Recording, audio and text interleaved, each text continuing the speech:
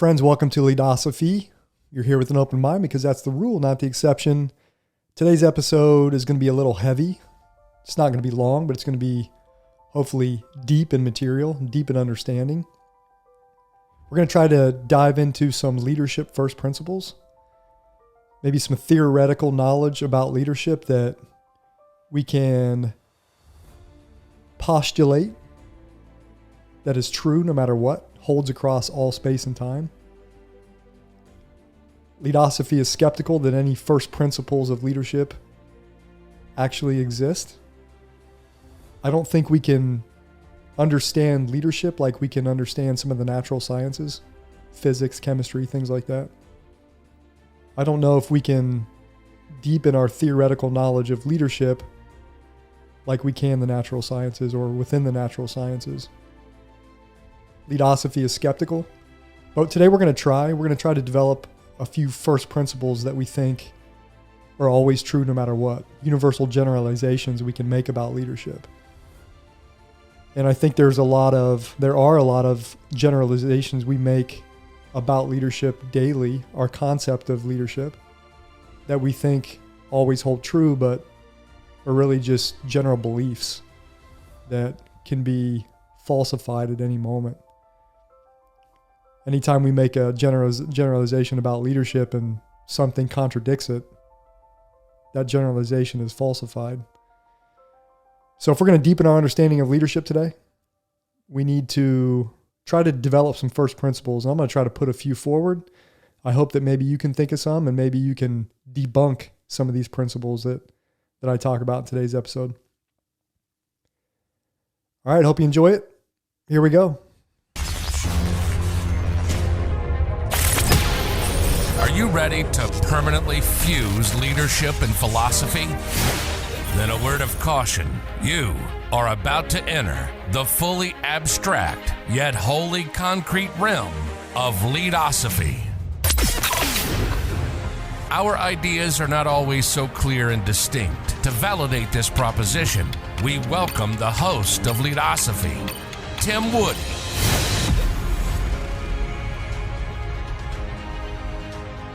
All right, friends, welcome back. Are there fundamental truths or first principles in leadership?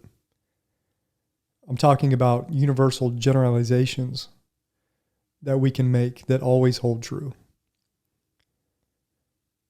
Universal generalizations from upon which all other leadership knowledge grows out of those base assumptions. These base assumptions that, again, are true no matter what. I'm a little skeptical. Leadosophy is skeptical. But I was trying to come up with some over the last couple days, and I came up with 10 generalizations about leadership or leading that appear to me to be universal truths. And again, I would encourage you to reach out and to debunk these, because if you debunk these or if you falsify these generalizations, then we deepen our understanding. We move knowledge forward. We co-create knowledge together. We should always look to falsify our assumptions if we can. If we're truly trying to deepen our understanding of any subject, any topic, if we can falsify our assumptions, then we can better our assumptions. We can fortify them. We can strengthen them. We can alter them to something better. And again, that's the spirit of Leadosophy. That's what we're trying to do here. If one is to acquire deep knowledge of leadership, then I propose this requires a fundamental understanding of leadership. An understanding that goes deeper than how to lead in self-help books, successful leadership stories, quote unquote. Successful leadership stories that are usually narrow in context and told through the eyes of the leader without ever getting any feedback from the followers that were impacted by that leader. And not even talking about the fiery speeches that move masses. There are going to be no fundamental leadership truths that we can pull from an inspirational speech, no matter how hard we try. Leadosophy believes that many how to lead and self-help leadership books are fundamentally flawed, fatally flawed even.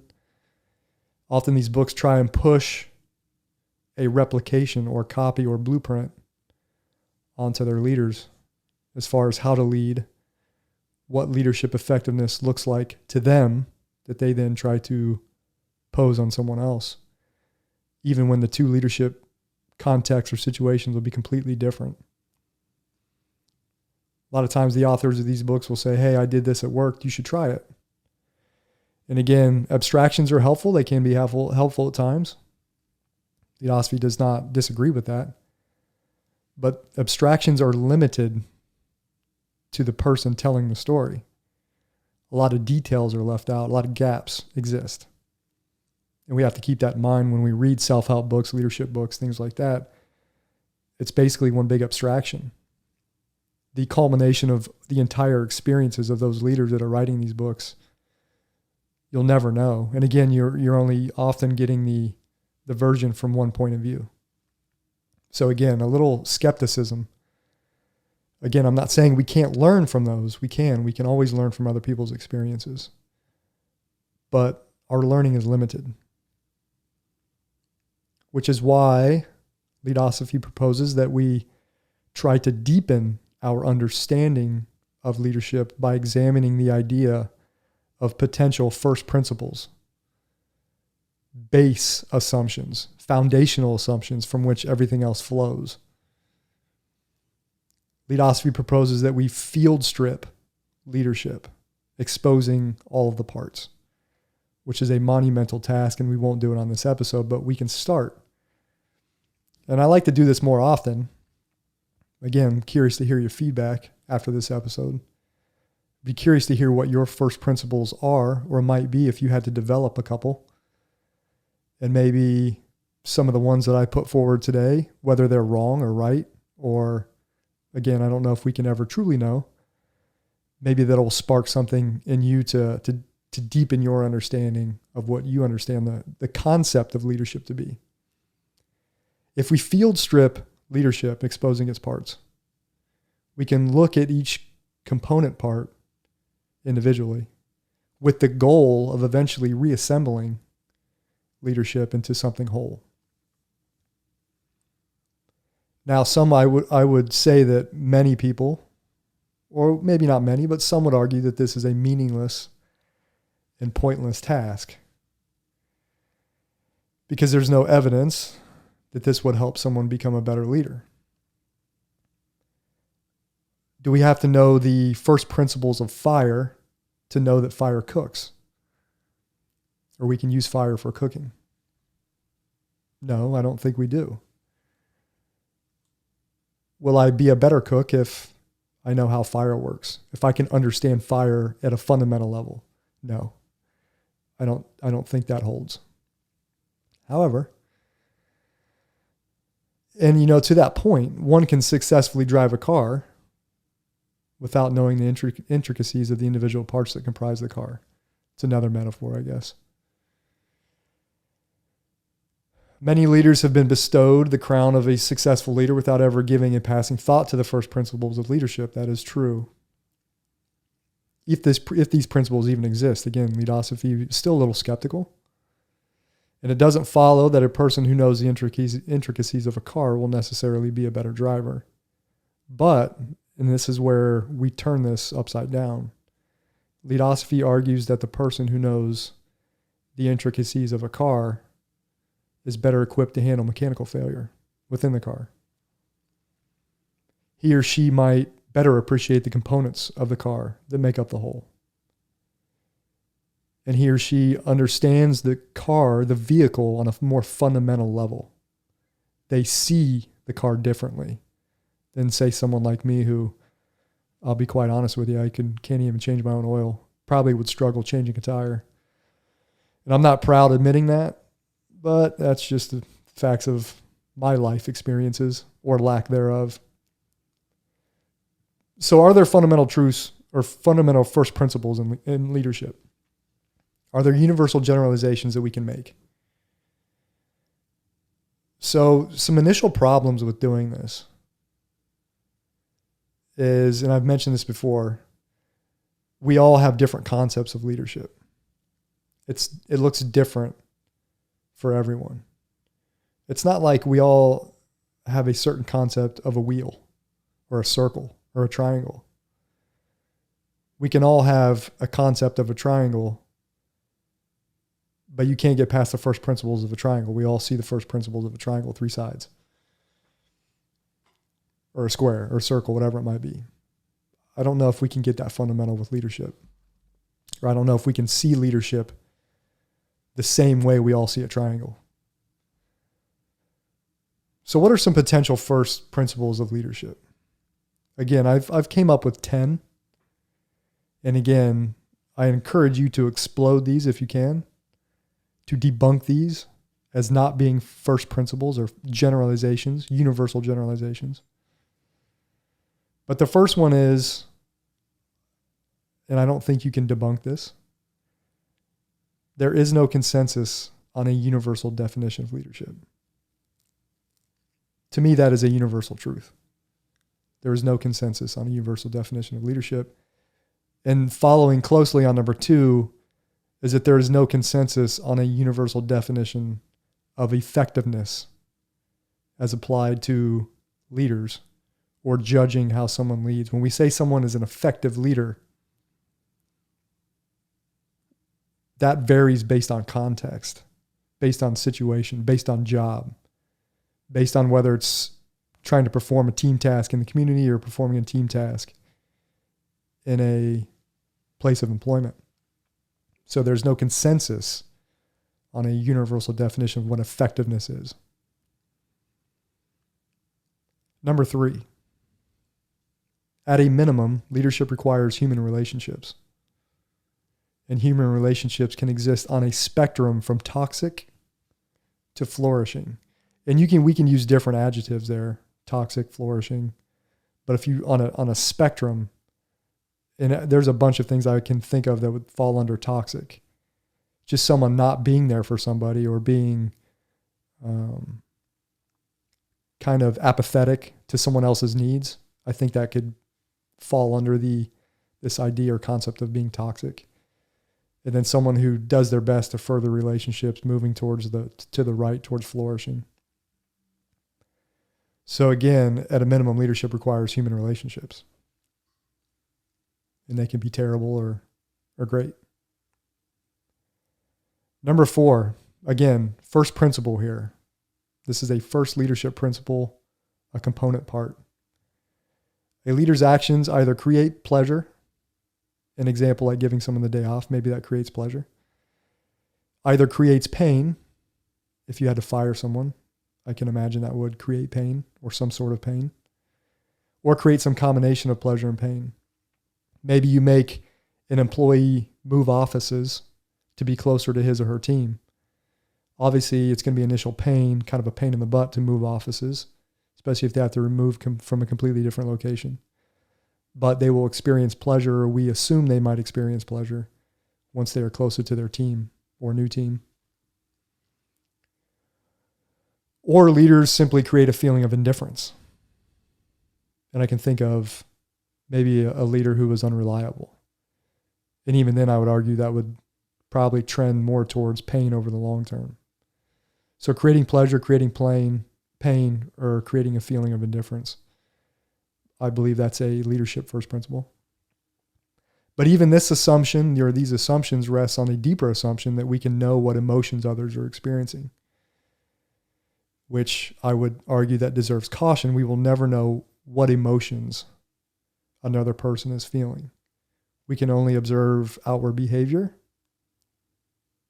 or choose to believe or not believe what we're told, and then make judgments based upon the information we're presented. First leadership principle number 5. Again, a universal generalization this is. Absent 2 or more people, leadership is impossible. A leader must have 1 or more followers for leadership to exist.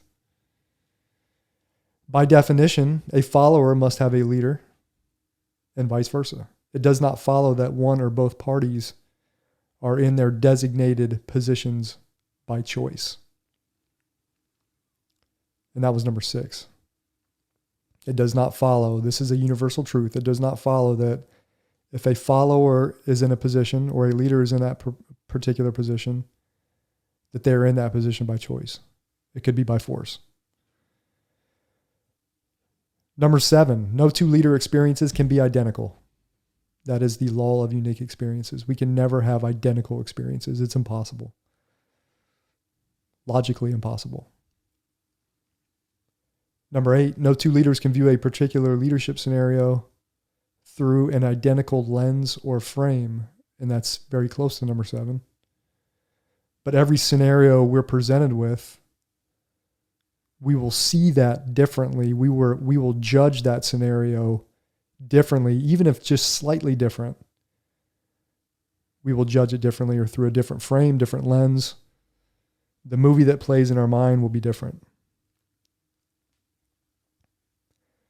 2 first leadership principles are left. Number 9, a human can achieve a leadership position only one of 2 ways. The first way is synthetically. They are designated to be in that position. Or organically, they emerge. Think of the functional leaders who, maybe in a war zone, someone is injured or killed, the next person steps up, maybe because of a certain specific competency they have, and they lead the team, even though they weren't officially designated. And we can think of many examples in the workplace where you kind of take over a project because you have a certain amount of skills or competence. No one said, hey, you're the leader. You just emerged. That's organic immersion. And finally, number 10, on a long enough timeline, a leader will lead someone who is incompetent for a specific task or job, and a follower will be led by someone who is incompetent to oversee a specific task or who is incompetent in their position of leadership. And again, if you've never read the book by Dr. Lawrence Peter, where he created the Peter Principle, and he created this term called hierarchyology.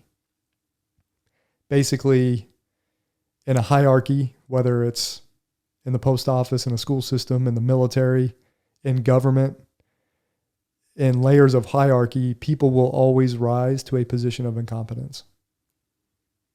The Peter Principle. Dr. Peter spent years researching the psychology of incompetence, studying hundreds and hundreds of examples of incompetence in different areas of expertise, different jobs, from government to schools to places of business.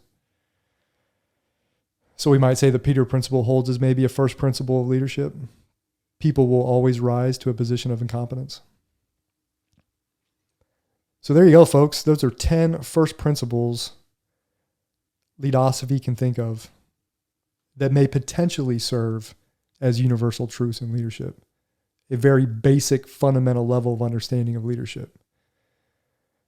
I struggled to come up with an 11th. Maybe they're out there. And again, maybe one or all of the ones I just put forward today are wrong or flawed in some way. I would love to hear that feedback. Again, if I can falsify any of these, that's the more we deepen our understanding, the more I deepen my understanding of leadership and what leadership may be as a concept, a theoretical concept, and leadership as a practical application. They're both important. All right. Remember, Leadosophy is about using the tools of philosophical thought to deepen our understanding of leadership. I think we did that today. Maybe not. I feel like I did, just by teasing out some of those 10 leadership principles. I think I've tried to understand leadership a little deeper, a little more fundamentally, instead of just picking up a self-help book and reading what someone's leadership experience was like and trying to apply it to my day-to-day life, which is harder to do than one might realize. Thanks for watching, everybody. Hope you enjoyed this episode. We'll catch you next time. Thanks for watching and listening to another episode of Leadosophy. If you liked what you heard today, hit that subscribe button And check out Leadosophy.com and learn more about Tim's ideas on philosophy and leadership. We'll see you next time.